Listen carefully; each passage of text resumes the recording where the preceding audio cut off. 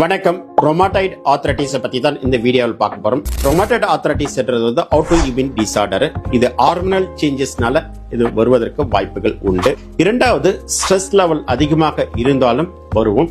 Genetic ஃபேக்டர்ஸ்னால கூட இந்த ரொமாட்டாய்டு arthritis வருவதற்கு வாய்ப்புகள் உண்டு.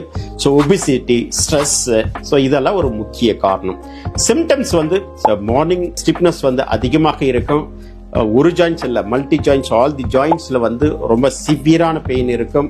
ஸோ இந்த ரொமாட்டாய்டு ஆர்த்ரைட்டிஸ் பாதிக்கப்பட்டவர்களுக்கு கையை வச்சா கூட அந்த வலி வந்து ரொம்பவே அதிகமாக இருக்கும். அப்போ இன்டெகிரேட்டிவ் மெடிசன்ல எது போன்ற சிகிச்சை முறைகள் இருக்குனாக்கா, ஒன்ஸ் டயக்னோசிஸ் ஆகின பிறகு ரொமாட்டாய்டு ஆர்த்ரைட்டிஸ் தான் கன்ஃபார்ம் ஆகின பிறகு so ozone therapy and nutrition therapy, acupuncture, வர்ம சிகிச்சை, ஒரு இன்டெகிரேட்டிவ் சிகிச்சை, இன்டெகிரேட்டிவ் மெடிசனை கம்பைன் பண்ணி கொடுக்கும்போது ஸோ குறிப்பிட்ட நாளில் 3 to 6 மந்த்ல வந்து ரிவர்ஸ் பண்ணி நார்மலுக்கு கொண்டு வர முடிகின்றது. ஸோ குறிப்பாக ஹோலிஸ்டிக் வெல்னஸ் கேர் சென்டர்ல அதிக பேஷண்ட்ஸ்க்கு வந்து ரிவர்ஸ் பண்ணி நார்மலுக்கு கொண்டு வந்திருக்கேன்.